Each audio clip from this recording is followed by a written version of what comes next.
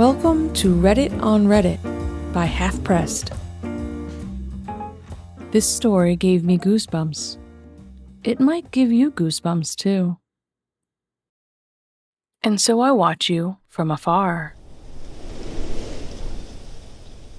It started, as these things often do, with a simple noticing. A new tenant in the apartment across the courtyard. 4C. The one with the large window facing mine. Framed by those slightly too short, gauzy curtains that never quite closed properly.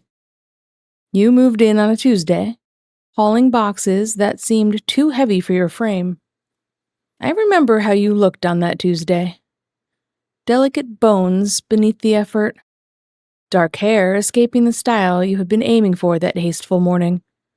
A few strands stuck to your temple with sweat. I was busy watering the small houseplant on my balcony. You glanced up, caught my eye, offered a quick, breathless smile. I smiled back, and that was all it took. It wasn't love at first sight. That's just a lie people tell themselves to justify the inconvenient. No, it was curiosity. A spark that caught dry tinder in my soul I hadn't even known was there. Who were you? Where did you come from? What made your eyes widen slightly when you looked at the city skyline from your balcony like you were both thrilled and terrified? I had to know.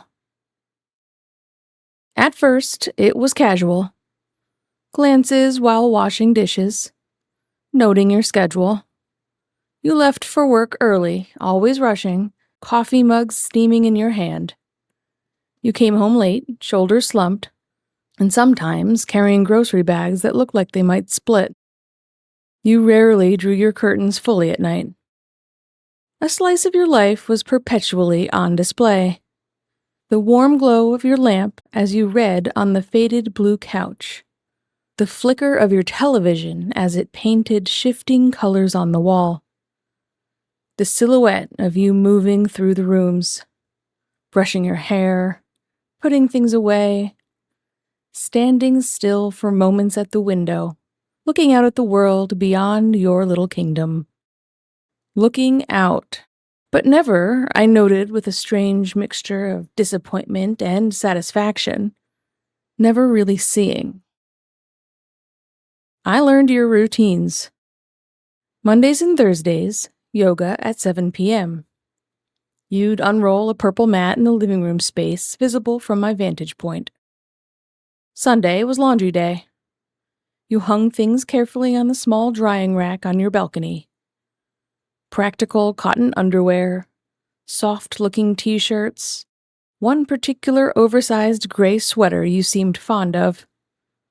I was fond of it too. I noticed the brand of your detergent. Fresh linen. Clean. I learned your loneliness. The way you'd sometimes sit on the sofa, phone in hand, staring at it for long minutes before putting it down without making a call. The way you always cooked single portions. The way you'd sometimes cry, shoulders shaking silently in the lamplight, face buried in your hands.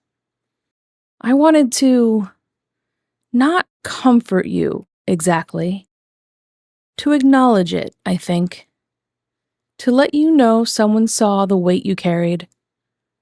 But distance was my ally. Distance was my shield. I learned your small joys, too. The way you danced badly, wonderfully, when a particular song came on while you cooked. The way you'd curl up with a book and a mug of something steaming, completely absorbed. The way sunlight caught the gold flecks in your brown eyes when you stepped onto the balcony in the morning, a detail visible only through my binoculars. Yes, binoculars. Bird watching, I told myself. Urban bird watching. And you were the most fascinating specimen of them all. The more I watched, the more I knew you. better than anyone else ever could. I knew you hated the shrill alarm on your phone. You'd smack it like it offended you personally. I knew you bit your lower lip when concentrating. I knew you favored your left ankle slightly, an old injury perhaps. I knew the exact shade of pink that flushed your cheeks in the cold. I knew you were vulnerable. The courtyard between us became a sacred space, a theater where your life unfolded just for me. The other apartments blurred into the background noise of the building. Only you mattered. Only your light in the darkness across from me. My own apartment felt like it receded, became merely a viewing platform, a nest. My life outside you ceased to hold meaning. Work became a tedious interruption between observations. Friends' voices became a drone I tuned out, impatient to get back to my window, to my vigil. Do you understand? I wasn't a monster. I wasn't lurking in bushes or breathing down your neck. I was present. A constant, unseen guardian. I watched out for you. That man who lingered near the mailboxes a little too long a month ago, I noted his face, his build. I timed how long he stayed. Ready. Always ready. Because I knew your patterns. I knew when you were due home. If he'd made a move towards you as you rounded the corner, weighed down with shopping bags, I'd have tracked him down to the ends of the earth if I had to. I'd have taken a pair of pliers and pulled every tooth in his sick skull. I'd have cut out his tongue. I'd get a hammer and shatter every single finger on his hands. I'd have gotten my hands on a gun and shot him in the kneecaps. No vital organs, just pure pain. Then I'd have ripped out his fingernails and stabbed his eyes. And then I'd have put a bullet in his brain. He left before you arrived back home, but I was watching, keeping you safe. My presence was a gift, a silent devotion. I curated your privacy by observing it so minutely. I saw the real you, the unguarded moments no one else was privileged to witness. Didn't that intimacy, however one-sided, create a bond? A deeper connection than the superficial chats you might have had with someone in the elevator? Of course, there were escalations, necessary ones, to understand you fully. Your Wi-Fi password was easy to guess. Your cat's name, followed by your birth year, gleaned from a discarded envelope in the recycling dumpster I checked one collection day. All of a sudden, your digital life opened like a flower in bloom. Your Amazon orders, your tentative messages to an old friend that always seemed to fizzle out, your hesitant searches for therapists in the area, your playlists full of melancholic indie and folk that perfectly soundtracked my observations. It wasn't spying, it was context. Filling in the beautiful, intricate details of the painting I was gazing upon. Then came the day you brought him home. A Friday night. You were dressed differently, brighter. Nervous energy crackled around you even from across the courtyard. He was tall, with loud laughter that carried faintly across the space. Hands that lingered too familiarly on your arm as you unlocked your door. My blood turned to ice. Who was he? What right did he have? I watched, rigid at my post, binoculars forgotten on the table beside me, my naked eyes straining through the dusk. I saw the bottle of wine opened. I saw you sitting close on the couch, his arm draped around you. I saw you lean in for a kiss. I turned away. The betrayal was physical, a punch to the gut. How could you? After the silent communion we shared, this interloper, this stranger, he didn't know you, not like I did. He didn't see the way your fingers trembled slightly when you were anxious. He didn't know about the scar just below your left collarbone, visible when you wore that loose tank top. He hadn't witnessed your silent tears or your terrible, wonderful dancing. He stayed the night. I didn't sleep. I sat in the dark, the only light in the dim, mocking glow coming from your window. I listened to the muffled sounds of the city, straining to hear anything from your apartment. Silence. Then, finally, the soft click of your door closing as he left early the next morning. You stood in the doorway, wrapped in a robe. You looked satisfied. That was the day the distance became unbearable. Watching wasn't enough. I needed proximity. I needed you to feel the weight of my observation, to understand the depth of my commitment.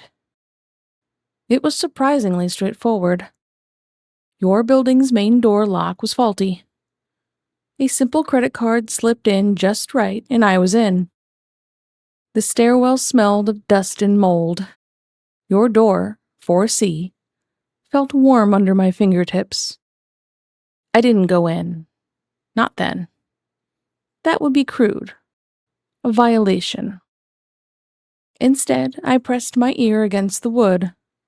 I heard the soft clatter of dishes from within, the murmur of your radio, the sound of your breath just on the other side of the thin barrier.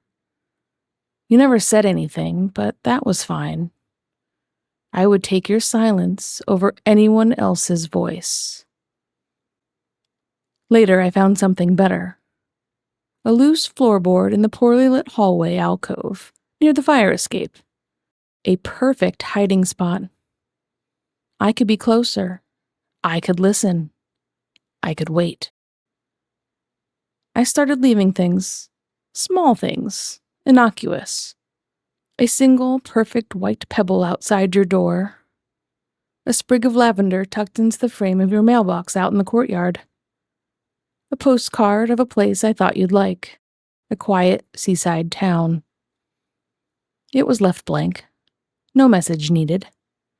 You'd understand it was from someone you knew. Someone who cared. But you didn't understand. I saw the confusion on your face when you found the pebble. The slight frown at the lavender. The way you glanced around the hallway after finding the postcard. A flicker of unease in your eyes before you shrugged it off. You were missing the point. The intimacy. The frustration grew. The distance mocked me. I needed a gesture you couldn't ignore. Something that spoke of my profound connection to your essence. I waited for you to go to bed.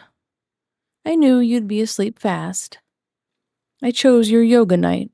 I knew you were always so tired those nights. The faulty main door yielded again, and I went up the stairs. And then I picked your lock. Stepping into your apartment was like stepping into a sacred chapel. It smelled like you. That clean linen detergent, faint perfume, the ghost of coffee. Your presence was thick in the air. I'd journeyed far and wide to this domain, and now here I was in your apartment. There was a universe in that room, and in contrast, it made me feel like a scrounger of toilets, a pillager of tombs. I moved silently, a shadow among your shadows.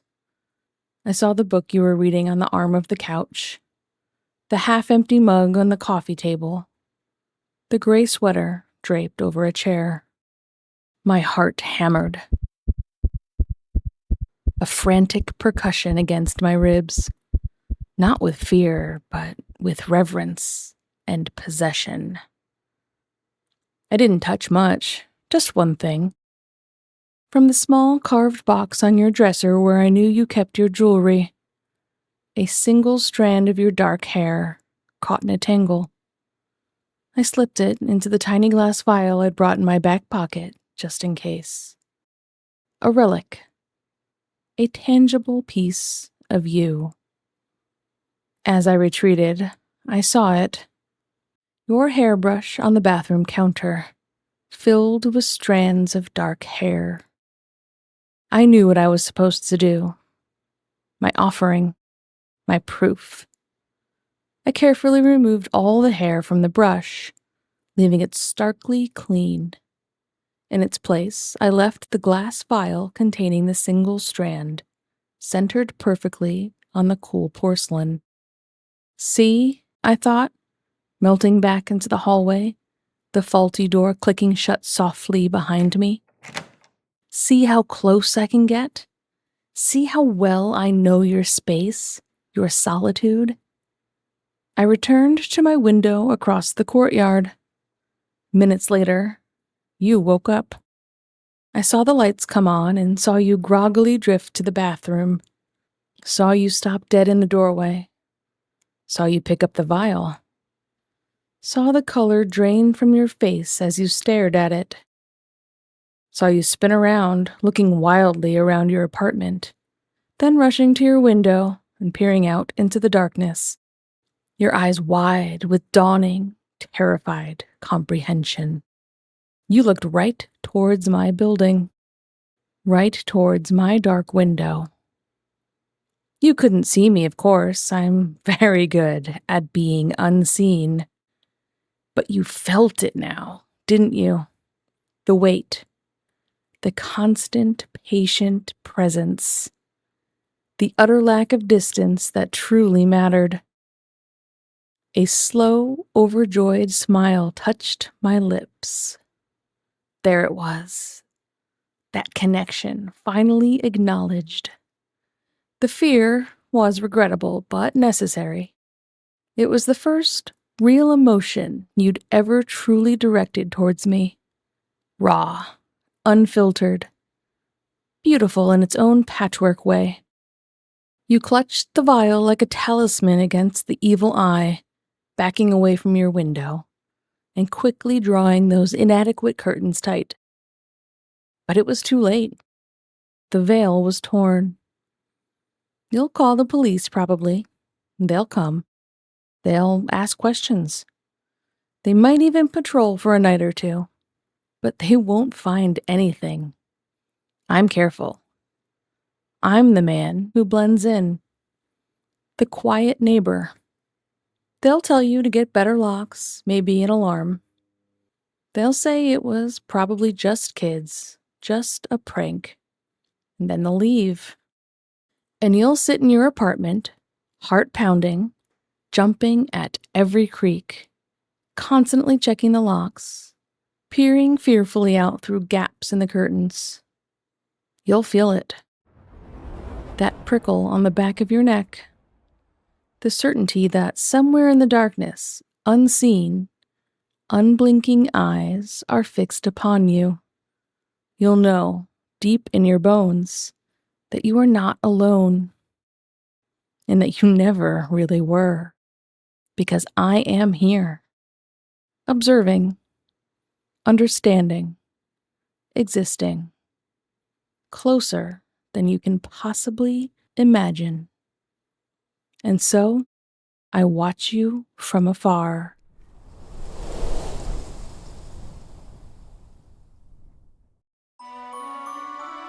Thank you for listening to Reddit on Reddit by Half Pressed.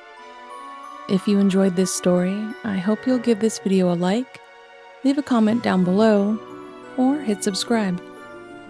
And if you'd like to continue listening, I'll leave a link to the playlist in the description down below.